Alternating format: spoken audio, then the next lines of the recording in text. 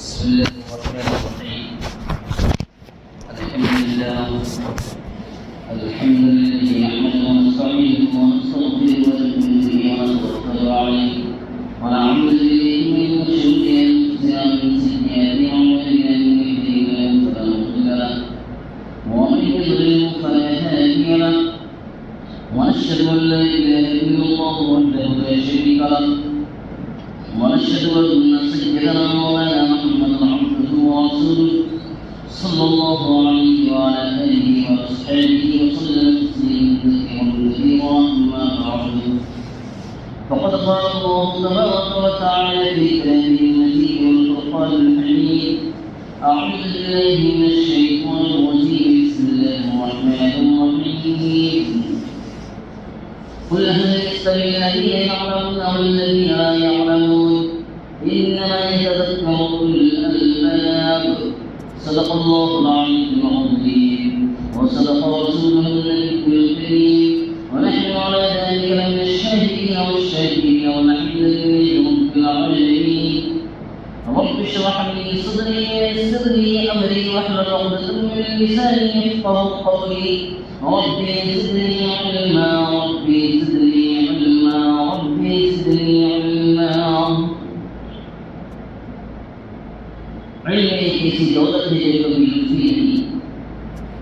علم ایک ایسی دولت ہے جو کبھی لٹتی نہیں اور جتنا خرچ کرو کبھی گھٹتی نہیں.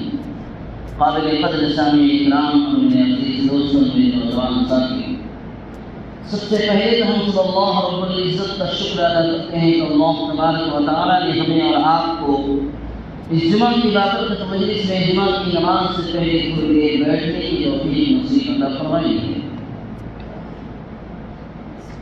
میرے دوستوں، اللہ تبارک و تعالیٰ نے اس دنیا میں گزارنے کے طریقے اور سلیقے بھی عطا فرمائے ہیں اور اللہ نے اپنے رسول کا رول ماڈل اور آئیڈیل کے طور پر بنا کر کے اللہ نے اس دنیا میں مبعوث بھی فرمایا تھا. اسی لیے سے علم ہے یعنی تعلیم کا حاصل کرنا ہے.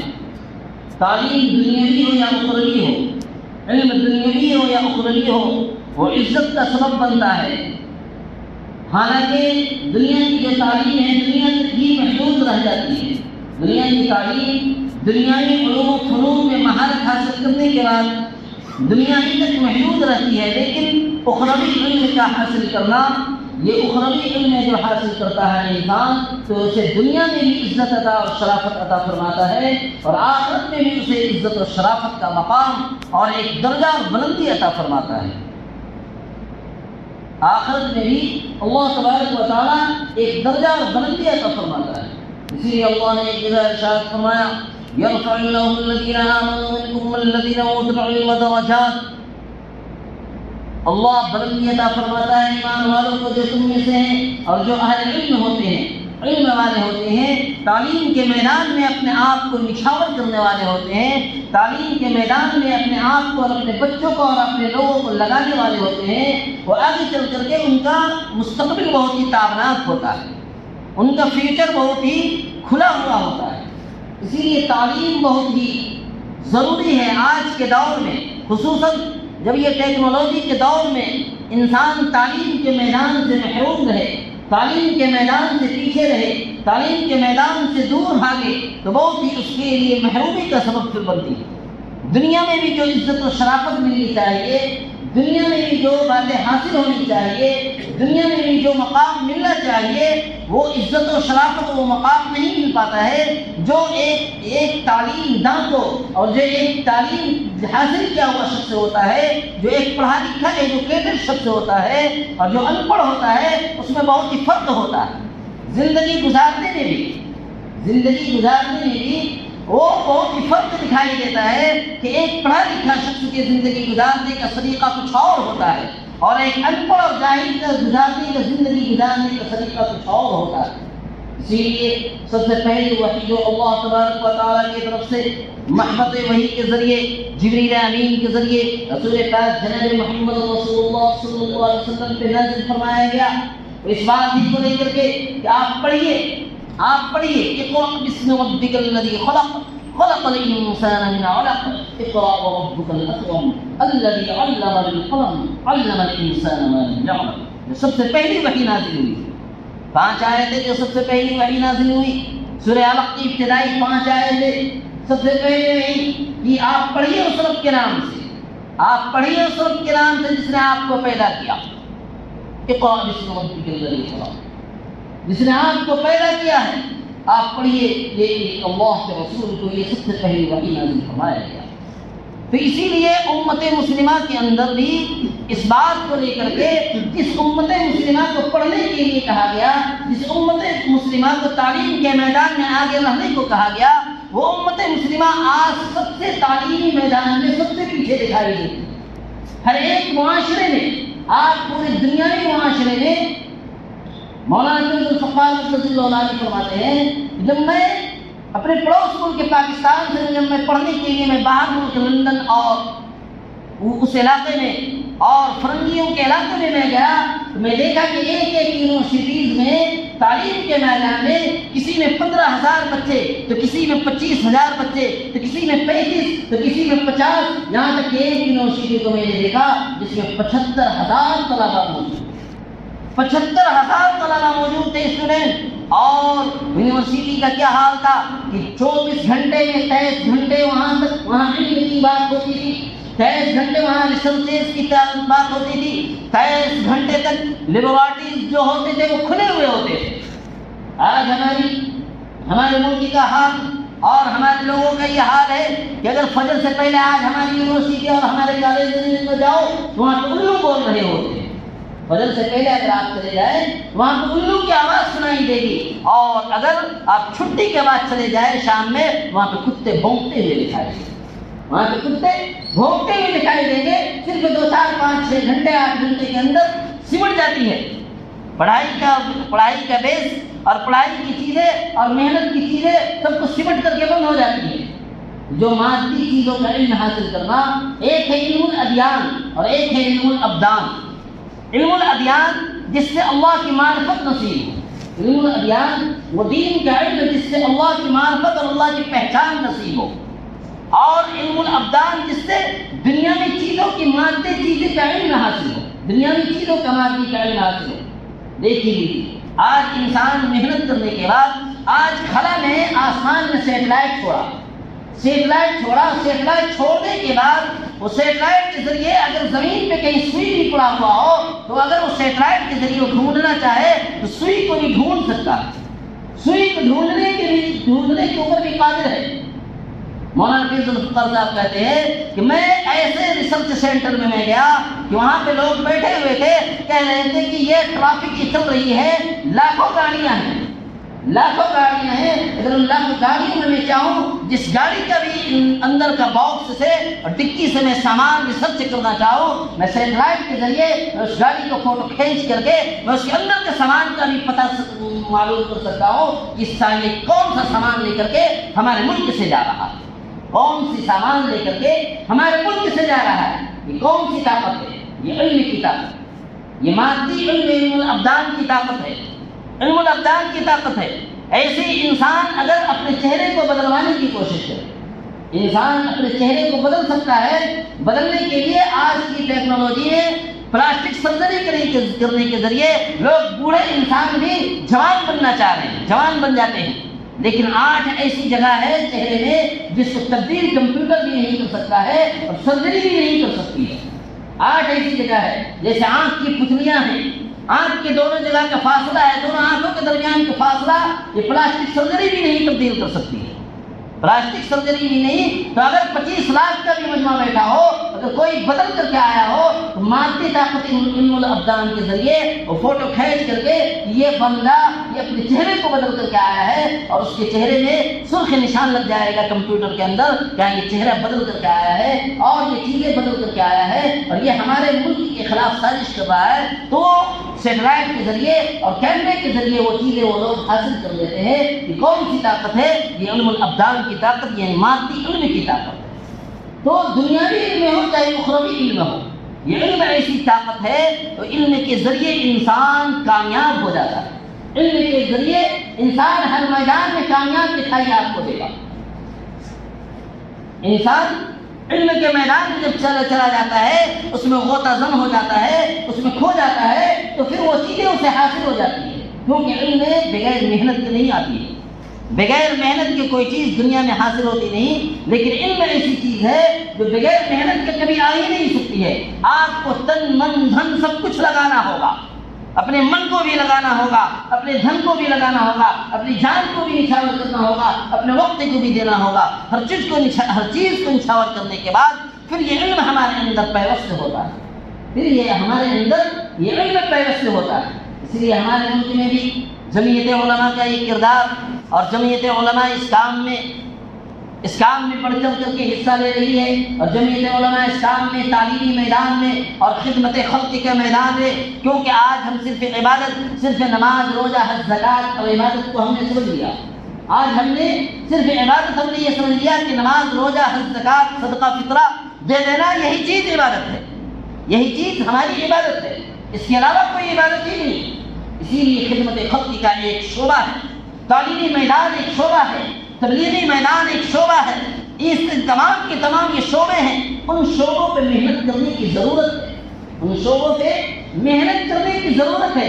جب تک کہ انسان ان شعبوں پہ محنت نہیں کرے گا، ان شعبوں میں اپنے تن من دھن کو نہیں لگائے گا، اپنے مالوں کو نچھاور نہیں کرے گا، تب تک کہ انسان کامیاب نہیں ہو سکتا ہے۔ خاص کر کے جو مومن بندے ہیں، مومن بندوں کو اللہ نے اسی لیے تو پیدا کیا ہے کہ تم نائب اور خلیفہ بنا کر کے بھیجے گئے ہو، تم لوگوں کے نفع کے لیے، تم لوگوں کے نفع کے لیے بھیجے گئے ہو۔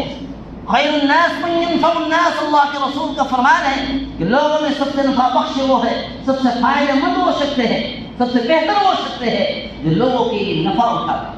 خیر الناس، لوگوں میں سب سے بہتر وہ شخص ہے من ينفع الناس، جو لوگوں کے فائدے کے لیے سوچتا ہو، صرف اپنی ذاتی مفاد کے لیے نہیں، قوم کی مفاد کے لیے سوچتا ہو، قوم کی ترقی کے لیے، فلاح و بہبودی کے لیے سوچتا ہو، قوم کیسے ترقی کر جائے اس کے لیے اپنی جان اور مال کو نچھاور کرتا ہو، اصل میں وہ شخص سب سے بہتر ہے، اصل میں وہ شخص سب سے بہتر ہے۔ اس لیے آج اس بات کی ضرورت ہے، آج اس بات کی ضرورت ہے کہ جو جمعیت علماء، آج ہمیں مولانا خورشید صاحب کا وفد آیا تھا، چھتیس گڑھ کا جمعیت علماء کا وفد، اس بات کو وہ بتا کر کے گئے ہیں، اس بات کو کہہ کر کے گئے ہیں کہ ہمیں تعلیمی میدان میں ہمیں کیسے آگے بڑھنا ہے، کیسے ہمیں فنڈنگ کرتے ہوئے آگے بڑھنا ہے، اور کیسے ہمیں لوگوں کو بیدار کرنا ہے، کیسے ہمیں لوگوں کو بیدار کرنا ہے۔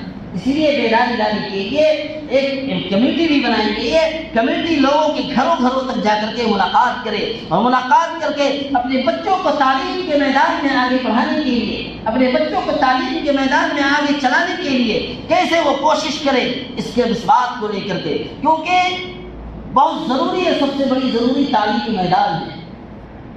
مولانا عبد الکریم پاریکھ رحمۃ اللہ علیہ ناگپور کے رہنے والے تھے، وہ کہتے ہیں کہ میرے گھر میں ایک کام کرنے والی تھی، کام کرنے والی وہ کہتی ہے کہ پڑھنا لکھنا نہیں جانتی، پڑھنا لکھنا نہیں جانتی تھی، پھر بھی وہ اپنی قوم کا پیپر نکلتا تھا، ایک پیپر لے کر کے، اس وقت 1 روپے کا نکلتا تھا، وہ لے کر کے آتی تھی اور لے کر کے آ کر کے رکھ دیتی تھی۔ میں نے بہت تجسس میں مبتلا ہو گیا، بہت ہی میں سوچا کہ کیا بات ہے کہ روزانہ یہ پیپر لے کر کے آتی ہے، پڑھنا لکھنا تو جانتی نہیں۔ تو مولانا عبد الکریم پاریکھ رحمۃ اللہ علیہ نے اس سے کہا کہ تم یہ پیپر لے کر کے کیوں آتی جبکہ تم پڑھنا لکھنا جانتی بھی نہیں ہو؟ کہا کہ یہ میری قوم کا پیپر ہے، یہ میری قوم کا پیپر ہے، اس زبان میں اس لٹریچر اور پیپر نکالا جاتا ہے، اور لوگوں نے یہ بتایا ہے کہ اس پیپر کو چھاپنے میں 50 پیسے لگتے ہیں، اور 50 پیسے جو اس سے آمدنی آتی ہے قوم کے بچوں کی تعلیم میں خرچ کیا جاتا ہے، قوم کے بچوں کی تعلیم میں خرچ کیا جاتا ہے۔ تو ہم سے کچھ نہیں ہو پا رہا ہے، تو ہم یہ سمجھتے ہیں کہ ہمارا بھی روزانہ کا 50 پیسے ہی کم سے کم ہماری قوم کے بچوں کے تعلیم پہ لگ جائے، قوم کی تعلیم پہ، قوم کے بچوں کی تعلیم پہ ہمارا 50 پیسے لگ جائے۔ دیکھیے کیسی اعلیٰ سوچ تھی، کیسی اعلیٰ سوچ تھی۔ اگر ایسی سوچ کی اگر ہر شخص مالک بن جائے، اگر ایسی سوچ کا ہر شخص اپنے آپ کو بنا لے، تو قوم کبھی ترقی سے رک ہی نہیں سکتی، قوم کبھی کوئی اس کو کوئی دنیاوی سازش ہے اور کوئی دنیاوی طاقت اسے روک نہیں سکتی ہے. جب قوم یہ سوچ لے اور قوم یہ ٹھان لے کہ ہمیں قوم کی بچوں کی مستقبل کے لیے ہمیں اللہ کے لیے ہمیں خرچ کرنا ہے تو کرنا ہے، چاہے کچھ حال نہ آ جائے، کچھ بھی ہو جائے، ہمیں ایک ٹائم بھوکا کیوں نہ رہنا پڑ جائے، تب بھی ہم قوم کے بچوں کا مستقبل تابناک بنانے کے لیے، قوم کے بچوں کو مستقبل کو روشناس بنانے کے لیے اور روشن کرنے کے لیے ہم خرچ کریں گے. مولانا محمود مدنی صاحب اور جمعیت علماء کے لوگوں نے اس بات کو ریسرچ کیا کہ آج قوم کا پیسہ کہاں لگ رہا ہے، قوم کا پیسہ کہاں لگ رہا ہے. تو انہوں نے کہا کہ 1.5 سال 18 مہینے سے 20 مہینے تک کا انہوں نے ریسرچ سینٹر میں اور اپنے لوگوں کو جمع کر کے اس ڈیٹے کو جمع کیا کہ قوم کا پیسہ زیادہ سے زیادہ ہماری شادیوں میں عیاشیوں میں خرچ ہو رہا ہے، شادی کے عیاشیوں میں خرچ ہو رہا ہے، شادی کے عیاشیوں میں 35 ورائٹیاں بننا ضروری ہو گیا ہے، 1.5 لاکھ کا پنڈال کرنا ضروری ہو گیا ہے، 2 لاکھ کا ہوٹل بک کرنا ضروری ہو گیا ہے. آج قوم کا پیسہ یہاں میں خرچ ہو رہا. انہوں نے کہا کہ 18 مہینے میں 175 کروڑ خرچے ہوئے ہیں شادیوں میں. 18 مہینے میں 175 کروڑ اور قوم کے مستقبل کے لیے، قوم کے بچوں کے مستقبل کی پڑھائی کے لیے 5 کروڑ بھی خرچ نہیں، 5 کروڑ بھی خرچ نہیں. کہاں 175 کروڑ، کہاں 2 4 5 کروڑ، کہاں اس کا مقابلہ؟ تو ہم کہاں سے ترقی کر سکتے ہیں؟ ہماری ترقی کہاں سے ہو سکتی ہے؟ مولانا حذیفہ الثانوی مقدس اللہ العالی، مولانا غلام مستانوی صاحب جو عقل کنواں کے پرنسپل اور بڑے ذمہ دار اور عقل کنواں کو 45 سالہ خدمات انجام دینے والے ایسی شخصیت جو آج میڈیکل کالج تک پہنچ چکے ہیں، آج میڈیکل کالج تک ان کا چل رہا ہے اور ان کا کہنا ہے کہ سال میں اور 5 سال کے اندر ہمیں مسلمانوں کو ڈاکٹر اور بڑے بڑے IAS آفیسر اور انجینئر ہمیں ہزاروں کی تعداد میں نکال کر کے دے رہا ہے. ان کی قوم چلیا برادری ہے. چلیا برادری وہ علاقے میں گجرات کا پالنپور کا علاقہ ہے، گجرات کا پالنپور کا علاقہ چلیا برادری بستی ہے. تقریباً وہ برادری 8 سے 10 لاکھ ہے. ممبئی سے لے کر کے پالنپور اور گجرات کے پورے گھٹاور علاقے پورے تقریباً ہزاروں بستیاں میں بستے ہیں. اس قوم کا ایک سخی آدمی، اس قوم کا ایک ہنرمند آدمی، اس قوم کا ایک بہت بڑا بہادر آدمی جس نے دل جگر والا آدمی تھا، انہوں نے 55 یا 52 ایکڑ زمین وقف کی، 55 یا 52 ایکڑ زمین وقف کی کہ ہماری قوم کے بچوں کے لیے کالج بنائی جائے، ہمارے قوم کی بچیوں کے لیے کالج بنائی جائے، ہمارے قوم کے لوگوں کے لیے ہاسپٹل بنایا جائے، ہمارے قوم کے بچوں کے لیے اسکول بنایا جائے، ہمارے قوم کے لیے بیت المال بنایا جائے. ہر کچھ کا نظام یہاں سے چلے، ہر کچھ کا نظام یہاں سے چلے. 52 اور 55 ایکڑ کی زمین میں تو مولانا حذیفہ الثانوی مقدس اللہ العالی کو دعوت دی گئی کہ آپ آئیے اس پروجیکٹ کو دیکھیے اور اس میں کیا خرچ ہو سکتا ہے، کیسے ہم اس پروجیکٹ کو آگے بڑھا سکے. تو ان کی کمیٹی اور ان کی پورے کے پورے لیڈران نے یہ طے کیا اور جب انہوں نے حساب لگایا تو حساب لگانے سے یہ پتہ چلا کہ اس قوم کے لیے اگر یہ چیزیں بنانی ہیں، ہاسپٹل اور یونیورسٹی اور کالج، تو 400 کروڑ کا پروجیکٹ بن سکتا ہے. 400 کروڑ کا پروجیکٹ بنے گا.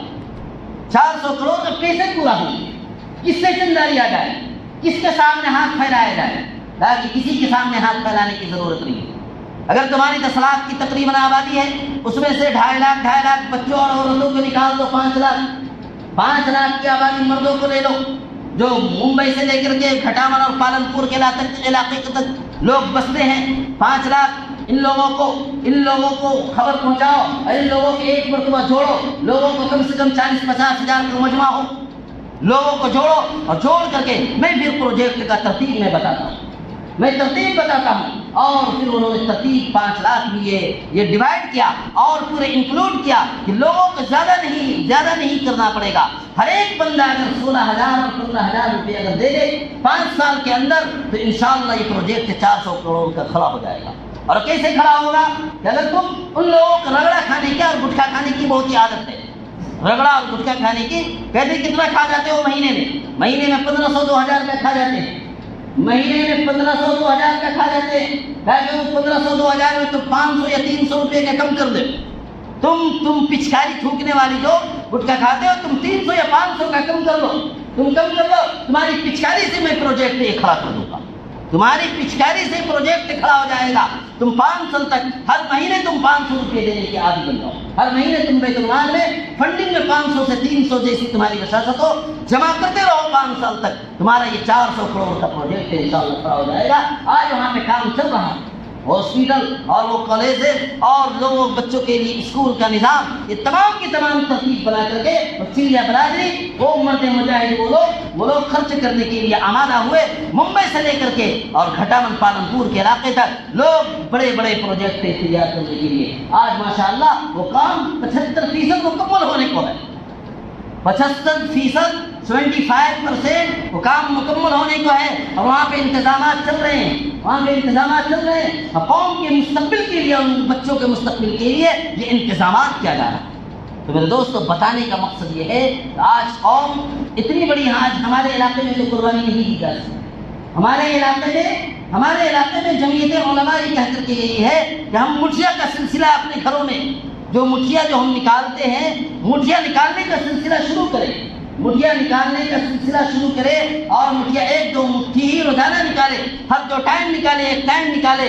دال ہو, چاول ہو, جو چیز بھی ہو, آٹا ہو, وہ چیزوں کو مہینے میں ہم وزن کرے. کسی کو ہم دے سکتے ہیں تو بیچ دے, نہیں بیچ سکتے تو گھر ہی میں رکھ لے, اور اس کا وزن کر کے اس کی قیمت ہم نکال کر کے الگ رکھیں.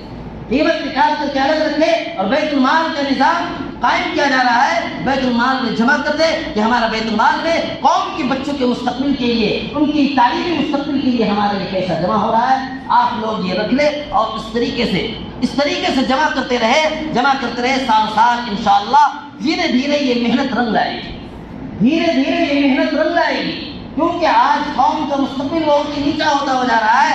آج 95% لوگ جہالت میں مبتلا ہے. 95%, چاہے دنیاوی علم ہو چاہے اخروی علم ہو, دینی علم ہو یا دنیاوی علم ہو, کوئی علم اچھا سے وہ حاصل نہیں کر پا رہا ہے. اسی لیے ہمیں دنیاوی اور دینی دونوں علم کو لے کر کے چلنا ہے. قاری صدیق صاحب باندھی رحمۃ اللہ علیہ آج سے 40 سال پہلے مولانا غلام محمد عثمانی رحمۃ اللہ علیہ کو اس بات میں اشارہ کیا تھا اور کہا تھا کہ اپنی قوم کی بچوں کے لیے اور بچیوں کے لیے تعلیمی نظام جو تم قائم کرو گے, تعلیمی نظام جو قائم کرو گے تو دینی ماحول میں اصلی نظام کو قائم کرو گے. دینی ماحول میں تم اصلی نظام کو قائم کرو گے, یعنی اسکولی نظام کو قائم کرو گے, کالجز کے نظام کو قائم کرو گے. کیا کہہ رہے ہوں قاری صدیق صاحب رحمۃ اللہ علیہ کو فرمایا کہ لوگ مجھ پہ فتویٰ دینے لگے کہ نئی بدعت اس نے ایجاد کر دی. لوگ فتویٰ دینے لگے کہ نئی بدعت اس نے ایجاد کر دی. کہا کہ انہوں نے فرمایا تھا کہ تعلیم اور تبلیغ یہ کھلا ہوا میدان ہے, بالواسطہ عبادت ہے. جیسی جہاں کی ضرورت ہو, جیسی جہاں پہ ضرورت پیش آئے ویسے تم راستہ اختیار کر سکتے ہو. کوئی بدعت نہیں ہو سکتی تعلیم اور تبلیغ کے میدان میں. تعلیم باقی تمہارے جو بلا واسطہ عبادت ہے, نماز روزہ حج زکات, اس میں تم 1 انچ آگے پیچھے نہیں ہو سکتے. نماز روزہ حج زکات اس میں تم 1 انچ آگے پیچھے نہیں ہو سکتے ہو, 1 حرف آگے پیچھے نہیں ہو سکتے ہو. لیکن تعلیم اور تبلیغ کے میدان میں جتنا تم چاہے تم راہیں کھول سکتے ہو, جتنا تم راہیں کھول کر کے چل سکتے ہو. تمہارا اختیار ہے. اسی لیے مولانا الیاس رحمۃ اللہ علیہ راہیں کھولی علماء کرام کے مشورے سے, اور قاری صدیق صاحب باندھی رحمۃ اللہ علیہ نے مولانا غلام مصطفی صاحب کو مشورہ دیا. آج تعلیمی نظام میں انہوں نے ایسا نظام قائم کیا اصلی تعلیم کا. آج وہ MBBS کالج تک پہنچے. محنت 35 سال کی محنت میں 45 سال کی محنت. تو اس بات کی ضرورت ہے کہ آج ہم بھی ان باتوں کو لے کر کے جو جمعیت علماء ہم سے کہہ رہی ہے, جمعیت علماء ہم سے گزارش کر کے گئی ہے, تو آج ہم بھی فنڈنگ کا نظام بنائے ہیں. اور ہر 1 تاریخ کو 1 ستمبر ہر 1 تاریخ کو انشاءاللہ جوڑنے کا نظام قائم کیا جائے گا. کہ عشاء کے بعد ہو یا مغرب کے بعد ہو, پورے شہر کو لوگوں کو آدھے گھنٹے یا 1 گھنٹے کے لیے جوڑ کر کے میٹنگ کی جائے گی. اور میٹنگ کر کے اسی میں جو اپنی قوم کے لیے جو بھی سوچ سکتے ہیں, جو بھی مشورہ دے سکتے ہیں, جو بھی اپنے طور پر فنڈنگ کر سکتے ہیں, جو بھی مالی قربانی دے سکتے ہیں, ایسے قربانی کا مزاج بنانا ہے. اور مزاج بنا کر کے اور جوائنٹ اکاؤنٹ کھول کر کے اس میں وہاں پہ ڈالتے ہیں, پیسہ جائیں گے. سالوں سال میں کچھ نہ کچھ اللہ بہتر سے بہتر اللہ محنت کا رنگ دکھائے گا. اور جب رنگ دکھائے گا, محنت رنگ لائے گی, تو انشاءاللہ قوم کے بچوں کا مستقبل تابناک ہوگا اور روشناس ہوگا. اللہ تعالیٰ ان باتوں پہ عمل کی توفیق نصیب عطا فرمائے. جو حضرات سنت نہیں پڑے, سنتوں سے فارغ ہو جائے, سب کو نیچے والے حضرات اوپر آ جائیں, آگے بڑھتے جائیں.